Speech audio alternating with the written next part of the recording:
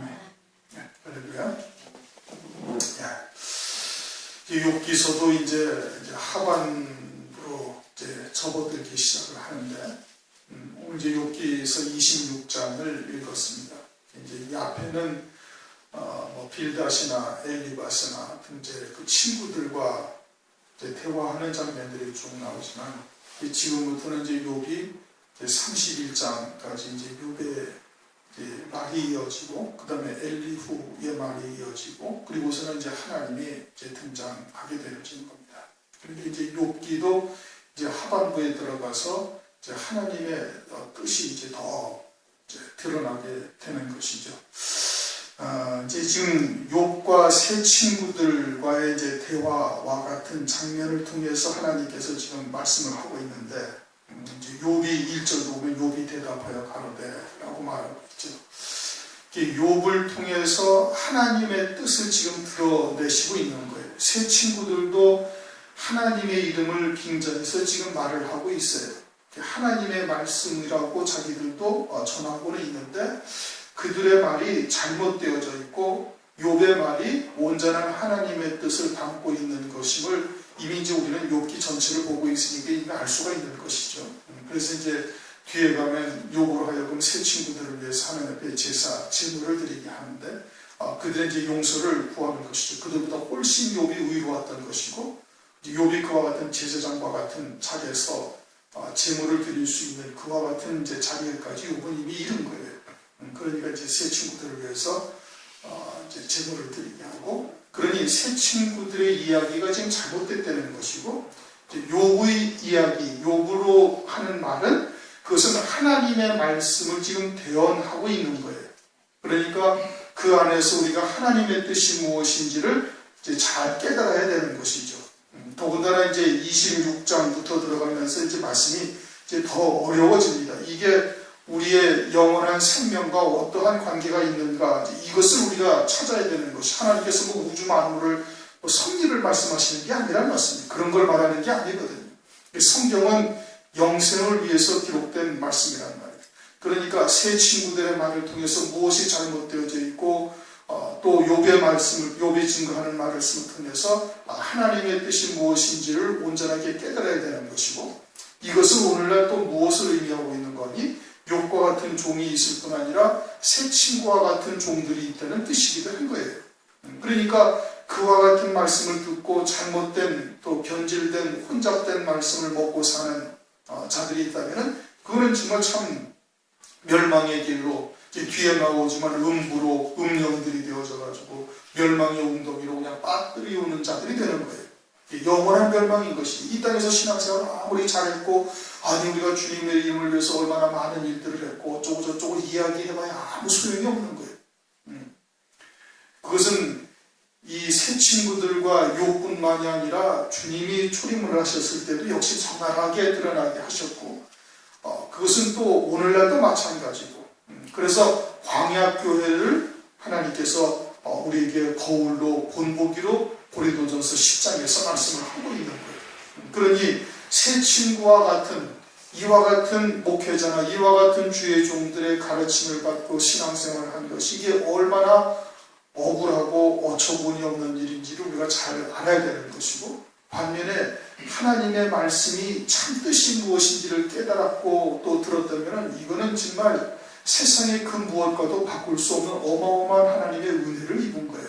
그게 우리가 지혜롭고 또는 지식이 많아서, 아니면 성경을 아주 통달해가지고 여러분들이 성경을 500독을 해서 깨달은 일입니까? 그런 것이 아니라는 말씀이에요. 그러니까 우선은 그런 부분에 감사를 해야 되는 것이고, 또 이제는 이제 2절부터 보면은 네가 힘없는 자를 잘 도왔구나, 기력 없는 자의 팔을 잘 구원하였구나, 지혜 없는 자를 참 가르쳤구나 하면서 이제 말이 시작이 돼요. 욥의 말이 이제 이것을 보면은 어떻게 보면은 좀 빈정거리는 투의 말로 이렇게 이제 번역이 되어 있어요. 그러나 욥의 신앙을 우리가 잘 보면은 욥이 그렇게 빈정거리듯이 말할 그런 비아냥거리거나 이런 투로 말을 할 사람은 아닌 거예요. 욥의 신앙을 보면은 하나님께서 욥으로 하여금 세 친구들의 잘못이 무엇인지를 지금 지적하고 있는 겁니다. 이전까지는 욥이 자기의 믿음의 순전을 계속해서 이렇게 나타낸 거예요. 그러나 이제 26장을 들어서는 친구들의 잘못이 무엇인지를 지금 드러내고 있는 것이거든요. 그러면 오늘날 우리들이 말세를 살고 있는데 이 마지막 때를 살고 있는 우리들도 말세의 미혹의 역사가 아주 극심하다는 것은 성경에서 이미 말씀을 하셨고 우리 눈으로도 지금 보고 있는 거예요. 그러면 그처럼 잘못된 말씀을 가지고 살고 있는 자들에게 우리가 그들에게 하나님의 진리의 말씀, 진리의 사랑을 전할 수 있는 것이 되어야 되는 것이고, 그렇게 전하기 위해서는 하나님의 말씀으로 변증을 해야 되는 거예요. 하나님의 말씀으로 증명을 해야 되는 거예요. 그저 하나님의 말씀은 두고 그냥 큰 소리로만 우긴다고 될 수 있는 일이 절대 아니란 말씀이에요. 반드시 하나님의 말씀을 펼쳐서 그들에게 읽게 하고 또 그들에게 들려주어야 그들이 하나님의 말씀을 통해서 깨닫고 돌이킬 수 있는 기회가 되는 거예요. 말씀에 근거한 이 증거를 할 수가 있어야 된다 이겁니다. 그러려면 어떻게 돼? 듣고 또 듣고 하나님의 말씀이 과연 그러한가 하고 여러분 스스로가 상고를 해야 되는 거예요. 그래서 그 말씀이 내게 아주 생명으로 딱 자리를 할 수가 있어야 되는 거예요. 그래야 하나님의 말씀을 펼쳐서 그들에게 전할 수가 있다 이겁니다. 욥은 이제까지 그냥 자기가 죄가 없다 또는 나의 믿음이 순전하다 하는 것을 계속 이야기를 하다가 26장부터는 말씀이 딱 바뀌어버리는 거예요. 말씀이 바뀌어서 그들의 잘못이 무엇인지를 무엇가 참인지를 지금 드러내고 있는 것인데, 이것은 오늘날 우리들도 말세를 사는 우리들도 그와 같이 미혹의 말에 잘못 속아서 지금 살고 있는 하나님의 백성들에게 전해야 할 사명이 있음을 말씀하는 것이고, 그것을 하나님의 말씀에 근거해서 전해야 된다는 거예요. 그래야 그들이 하나님의 말씀 앞에 무엇이 참인지를 생각하게 되는 것이죠. 2절, 네가 힘없는 자를 잘 도왔구나. 힘없다라는 것이 육신에 힘이 없다는 것을 말하고 있는 것이 아니에요. 이게 지금 서두에도 말씀드린 것처럼 영생에 관한 말씀이라고 이미 말씀을 드렸어요. 우리의 구원에 이게 무엇을 의미하는 것이냐? 그럼 힘이 있다는 것이, 힘이라는 게 뭐냐? 그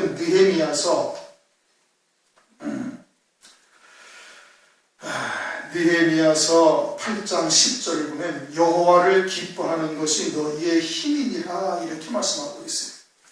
힘없는 자, 그럼 힘 있는 자는 뭐예요? 하나님을 기뻐하는 것이 힘이 되는 거예요. 그럼 하나님을 기뻐한다는 게 왜 힘이 되는가?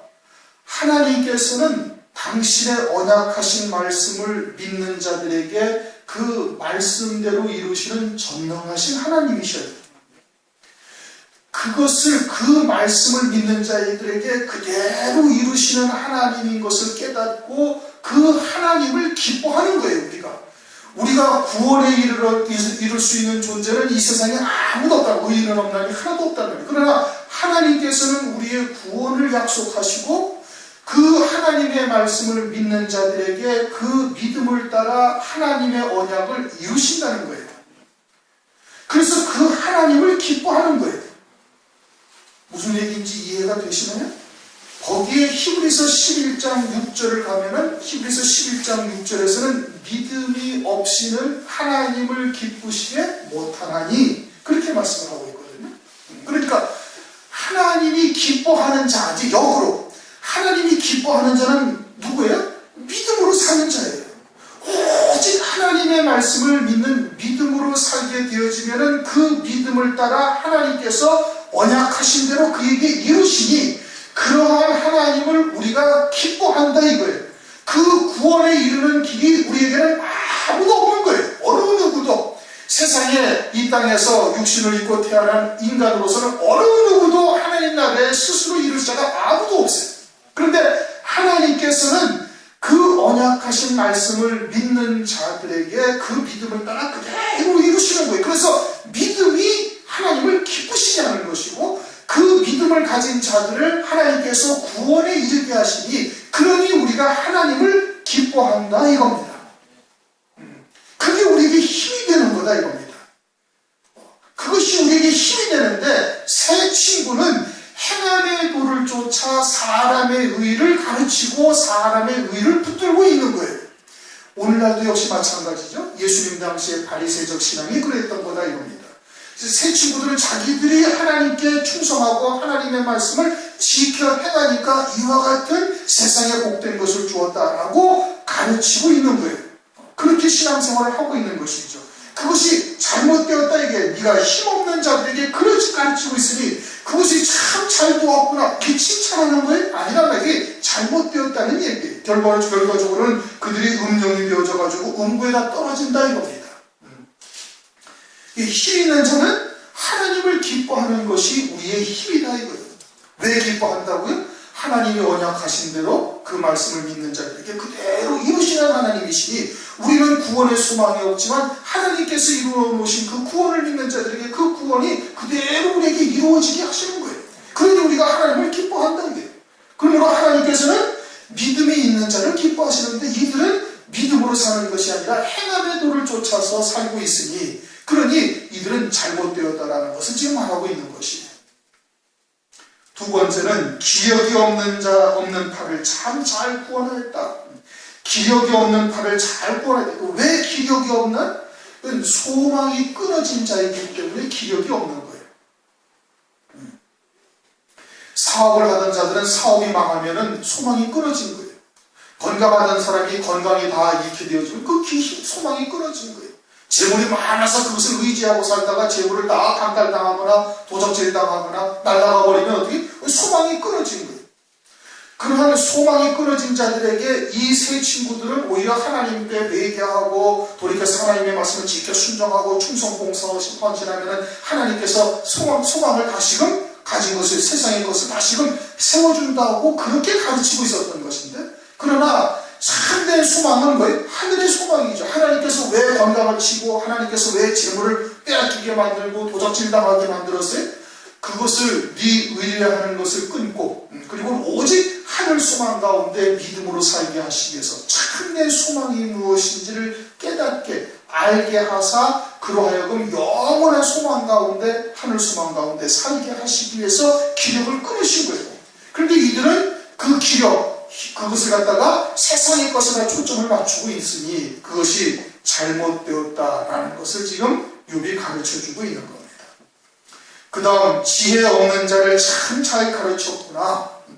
새 친구들은 어떠한 지혜로 살아요? 세상의 지혜로 사는 거예요. 사람의 지혜로 사는 거예요. 사람의 지혜로 살다 보니까 사람의 계명을 가지고 쫓아 살고 있는 것이죠. 이건 마태복음에도 유대인들에게 그렇게 주님께서 말씀하셨잖아요. 그러나 참된 지혜는 하나님의 지혜인 거예요. 십자가의 도가 고린도전서 1장 18절 십자가의 도가 멸망하는 자들에게는 미련한 것이지만 구원을 얻는 우리들에게는 하나님의 능력이 된다 이거예요.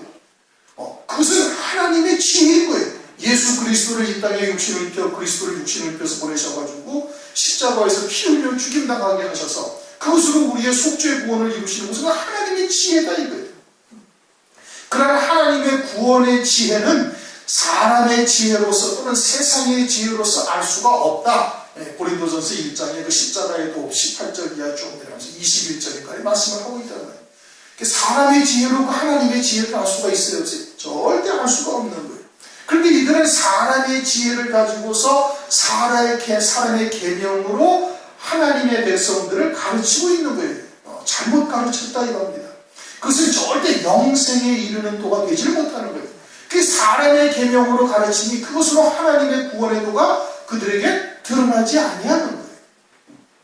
큰 지식, 지혜를 가지고서 큰 지식으로 참 잘 나타내었다라는 것은 사람의 계명을 가지고 하나님의 말씀을 완전히 변질시킨 거예요. 그래서 철학이나 윤리도덕이나 또는 이와 같은 말씀으로 변질시켜서 드러냈다 이겁니다. 나타냈다 이겁니다. 그러나 결과는 뭐예요? 영원한 멸망에 처해지는 자가 되었음을 말씀을 하고 있는 거예요. 골로새서 2장 8절 보면은 누가 철학과 헛된 속임수로 너희들을 노략할까 주의하라.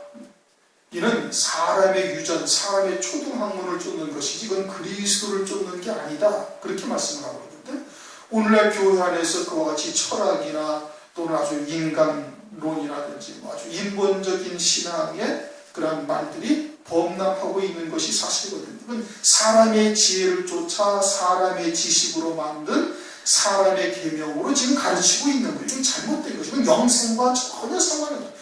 그리스도를 쫓는 것이 절대 아니다. 이게 성경에서 아주 적나라하게 정확하게 말씀을 하고 계시는 건데, 그런데도 오늘날 여전히 그와 같은 말씀들이 범람을 하고 있는 겁니다. 그러니 그와 같은 잘못된 이야기를 지금 하고 있는 거예요. 그러면서 4절, 네가 누구를 향하여 말을 내었느냐. 하나님의 백성들에게 잘못된 말로 지금 가르친 거예요. 그것이 욥과 같은 진리의 사람, 성령의 진리의 성령으로 인도함 받고 있는 사람에게는, 그러한 하나님의 백성에게는 그것이 딱 드러나는 겁니다. 진리가 빛이잖아요. 그러니까 어둠이 무엇인지를 금방 아는 거예요. 우리가 온전히 진리의 빛을 받고 있다면 어둠이나 그늘이나 그늘진 것이나 이런 것을 쉽게 분별이 되는 것이고, 그러한 잘못된 길로 우리가 접어들지 않을 수가 있는 거예요. 욥이니까 그것을 금방 알 수 있는 거예요. 네가 누구를 향하여 말을 내었느냐. 진리의 사람인 욥에게 계속해서 정죄하고 비판하고, 그리고서는 하나님부터 저주를 받은 것이라고 지금 계속해서 그랬던 것이거든요. 그것이 잘못된 것임을 욥은 알고 있는 것이고, 네 신이 네게서 나왔느냐, 네 신이 네게서 나왔느냐. 그들의 말을 통해서 악한 영들이 나오는 겁니다. 내가 너에게 이른 말 영이요 생명이라. 요한복음 6장 63절에 말하고 있잖아요. 그러니 악한 영이 그 안에 있으니까 악한 말, 미혹의 말이 나오게 되는 거예요. 진리의 성령이 그 안에 내주하고 계시면 뭐가 나와요? 진리의 말씀, 생명이 되는 말씀만 나오는 것이고, 귀신이 그 안에 있으면 귀신의 말을 하고 있는 거예요. 그리고 그 말을 타고 악한 영이 또 그 말씀을 받는 자들에게 들어가서 악한 영이 자리하게 되는 거다. 되는 것이죠. 그러니 네 신이 네게서 나오느냐? 그것은 진리의 성령이 나온 것이 아니라, 진리의 말씀이 나온 것이 아니라, 그것은 악한 영이요 더러운 귀신이 네게서 나온 것이다.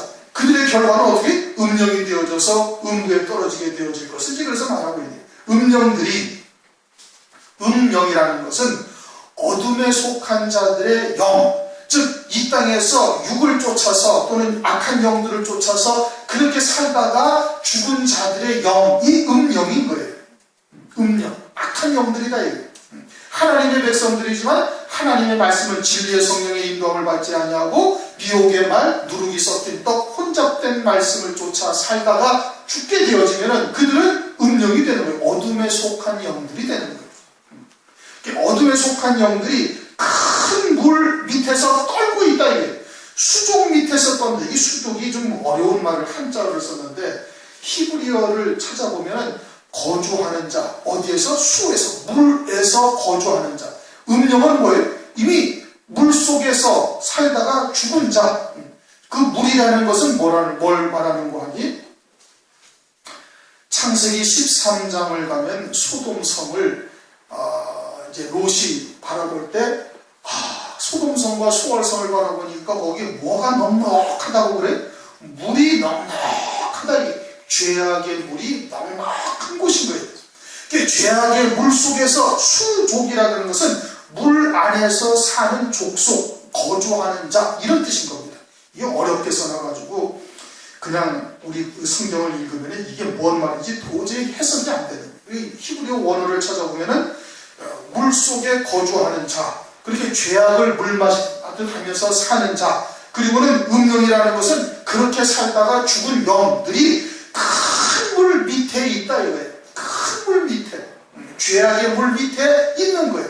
그러니까 참된 생명의 빛이 그들에게 들어가지 못하는 거예요. 여러분, 물도 깊은 물 속에는 아주 흑암인 겁니다. 캄캄하지요. 이제 가끔 그런 다큐멘터리 그 프로를 보면 바다 깊은 곳에 수백 메타 아니면 뭐 수천 메타도 바다가 깊은 곳이 있습니다.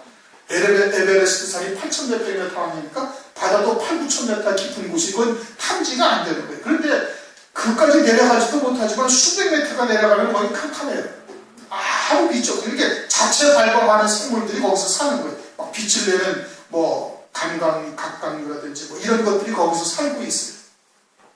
그 빛이 들어가지 않아요. 큰 물 밑에 있다라는 것은 죽은 영들이 큰 물 밑에 있다라는 수족, 즉 그러한 이 죄악의 물에서 살고 있는 족속, 살고 있는 자들도 지금 그와 같이 죽게 되어지면, 죄악의 물을 물 마신 듯하며 살다가 죽게 되어지면 역시 마찬가지로 그곳에 이렇게 되어지는 것인데, 그들이 어떻게 된다? 그 밑에서 떨고 있다는 얘기예요. 떨고 있다. 야고보서를 보면은 야고보서 2장 19절을 보면은 네가 하나님은 한 분이신 줄 믿느냐? 귀신들도 믿고 떠느니라. 그렇게 말씀합니다. 귀신들이 하나님을 알아요, 몰라요? 압니다. 그리고 자기들이 하나님의 때가 이르게 되어지면 가야 할 곳이 어딘지 알아요, 몰라요? 아는 거예요. 다 안데 영물이라서. 성경에 이미 마태복음 8장에도 나와 있고 요한계시록에도 말씀을 하고 있지 않습니까? 그러니까 악한 영에 붙잡혀서 살던 하나님의 백성들은 왠지 모르게 두려운 거예요. 왜? 악한 영에 붙잡혀 살고 있으니까. 그러나 진리의 성령으로 인도함 받고 진리 가운데서, 빛 가운데서 살고 있는 자들은 하나님의 나라, 하나님의 심판 들어가는 게 전혀 두렵지가 아니한 거예요. 오히려 소망을 삼고 있죠. 왜? 이 어둠의 때에서 우리가 제대로 하나님의 그런 믿음으로 살고 있는 것이 낱낱이 드러나지 못하고 여러 가지 연단 가운데 하나님께서 더욱더 정결하게 하시기 위해서 그와 같은 과정들을, 쇠풀무와 같은 과정들을 거치는 동안에 그냥 정금과 같은 믿음으로 세워졌으니까 하나님만 바라보고 하늘나라만 소망하고 오히려 그분의 나라가, 그 나라가 속히 이 땅에 임하기를 바라는 거예요. 그러나 악한 영에 붙잡혀 사는 자들은 그리스도인이라 할지라도, 뭐 세상을 말할 것도 없고 그리스도인이라 할지라도 은근히 두려운 겁니다. 하나님의 나라가 두려운 거예요. 주님의 나라가, 주의 재림도 두려운 거예요. 그러니까 주의 재림이 임하시기를 바라는 것이 바라지를 않는 거예요. 왜 그래? 악한 영에 붙잡혀 있으니까. 자신들은 모르지만 그것이 은근한 두려움으로 자리하고 있다 이겁니다. 그러니 수족 밑에서 어떻게 한다? 큰 물과 수족 밑에서 떨고 있다. 이 악한 영들이 하나님의 심판의 때를 바라보면서 떨고 있다. 떤다. 6절 하나님 앞에는 음부도 드러나며 멸망의 웅덩이도 가려움이 없느니라. 하나님 앞에 심판대 앞에서는 모든 것이 다 드러나게 되어져 있는 거예요. 아무리 자기가 주의 이름으로 선지하는 것도 하고 귀신도 쫓아내고 많은 능력을 행하였다 할지라도 하나님 앞에서 그것이 참된 믿음으로 하나님의 의의 열매인지 아니면 사람의 의인지를 하나님 앞에서 낱낱이 다 드러나게 되어지는 거예요. 로마서를 보면 14장 11절 12절 모든 무릎이 내게 꿇을 것이요 모든 혀가 하나님께 자백하리라 하였느니라. 이러므로 우리 각인이 자기 일을 하나님께 직고하리라. 직고하리라. 그러니 음부든지 그럼 또 깊은 웅덩이든지 멸망의 웅덩이든지 가려움이 하나님 앞에 다 들춰지고 드러나게 되어진다 이겁니다. 하나님의 심판이 있게 되는 것이죠. 그러니 빛의 자녀는, 낯의 자녀는 진리의 성령에 인도함 받은 자들은 그것이 두려운 것이 하나도 없는 거예요. 왜? 믿음으로 자기가 살고 있으니까. 또 자신의 연약함을 더 주님 앞에 고백하며 주님의 도우심을 구하고 어찌하든지 하늘 소망 가운데 표대를 향해서 달려가고 있었음을 자신이 알고 있으니까. 비록 육체를 입고 있어서 때로는 넘어지기도 하고 실족하기도 하고 연약한 모습이 보이기도 했지만 우리의 중심은 그렇지 아니하다는 것을 우리는 하나님께 이미 알고 있고 하나님께 고백을 하고 있고 하나님도 그걸 아시고 계신다는 거예요. 그러니 두려울 게 하나도 없는 거예요. 그런데 이들은 어떠하다? 음부도 다 드러나게 되어질 때를 무서워하는 겁니다. 하나님의 심판을 두려워하고 무서워하는 것이죠.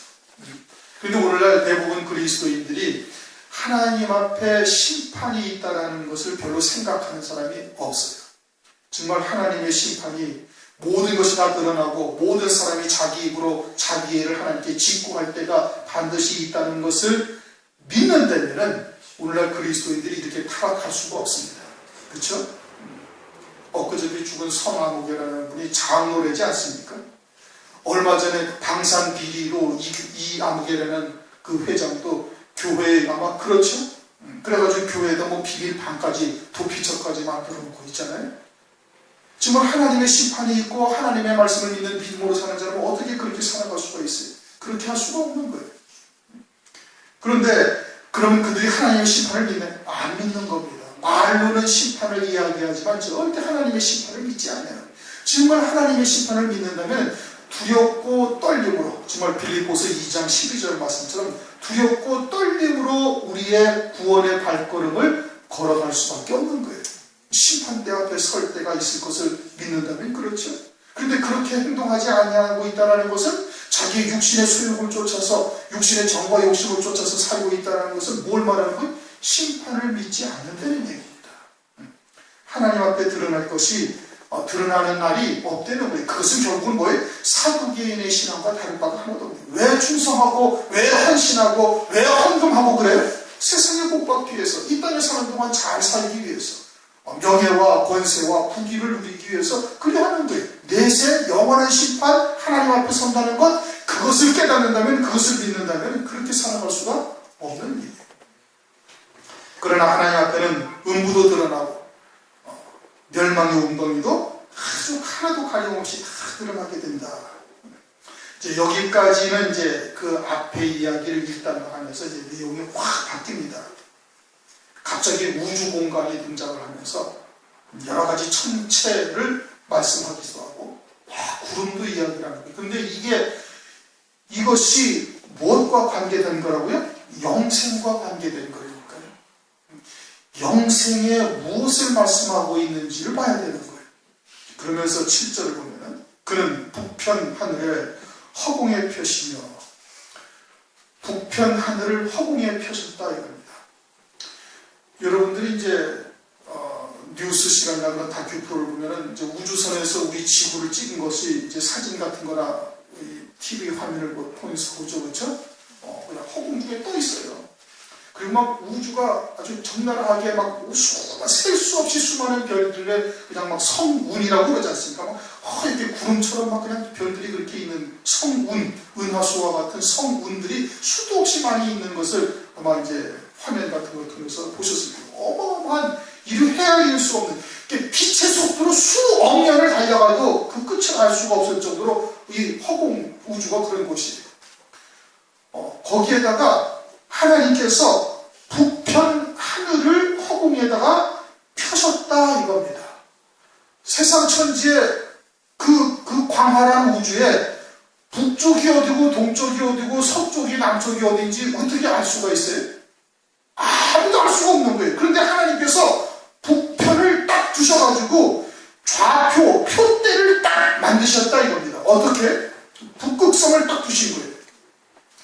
여러분, 밤하늘을 갖다가 아주 느린 속도로 찍은 화면을 이렇게 쭉 보면은 별들이 이렇게 다 원을 그리면서 움직입니다. 원을 그리면서 다 움직이는데 딱 하나만 안 움직여요. 그게 뭐예요? 그게 북극성이에요. 북극성을 딱 한 자리에 딱 고정을 시켜가지고 지구가 아무리 어느 곳에서, 북쪽에서는 다 그 북극성이 아주 표대로 딱 보여요. 그래서 항해를 할 때 어디가 기준이 되는가? 그 북극성이 기준이 돼서 항해를 하는 거예요, 배들이. 아니, 사방천지 망망대해 어디로 가야 하는지, 그러다가 풍랑이라 가지고 배가 왔다 갔다 해버리면은 내가 여기서 이렇게만 가면 된다 하지만 바람이 그렇게 부나요? 그렇게 안 된단 말이에요. 또 가다가 풍랑도 이래요. 그럼 배가 방향이 막 바뀔 수도 있는 거예요. 그러면 그런 상황에서 어떻게 자기의 목적지를 찾아가요? 별 때문에 찾아가는 거예요. 어떤 별? 북극성이 딱 정확하게 북쪽을 가리키고 있는 거예요. 북편 하늘을 하나님께서 그렇게 펴셨다 이겁니다. 그게 아니면 동서남북이 없는 거예요, 여러분. 그렇죠? 그런데 하나님께서 그 북극성을 두시고 북편을 딱 고정을 시켰다 이겁니다. 이거는 그럼 우리에게 뭘 말하는 거예요? 하나님께서 우리가 인생들이 왜 이 땅에 와서 어디를 향하여 살아가야 할지를 우리에게 알려주셨다 이런 거. 무엇을 통해서? 하나님의 말씀을 통해서 표대를 보여주셨다는 얘기예요. 표대를.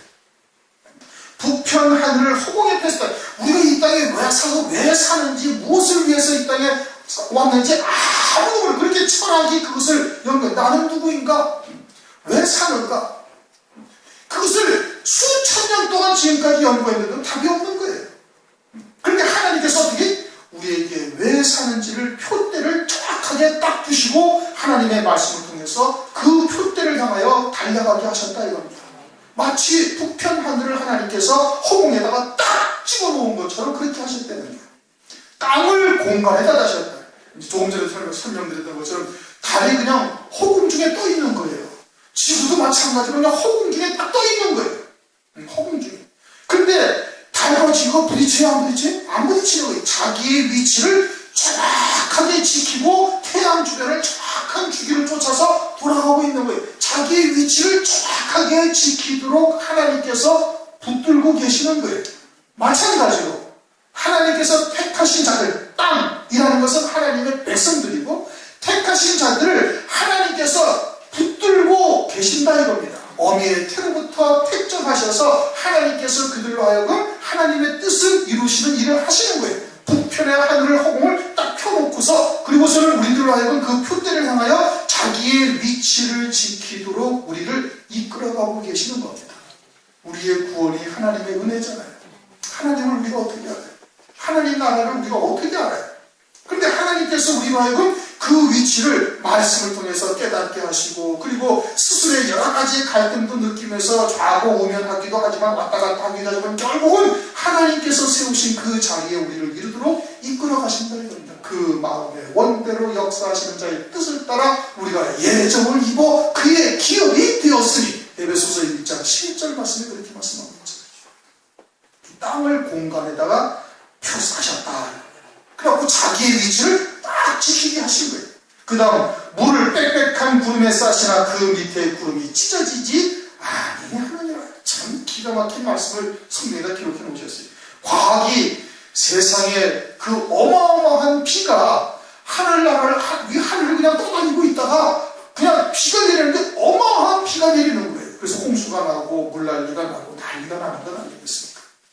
그러한 엄청난 물을 갖다가 빽빽한 구름 속에 쌌었는데 하나도 또 터지지도 않고 그냥 있다 이겁니다.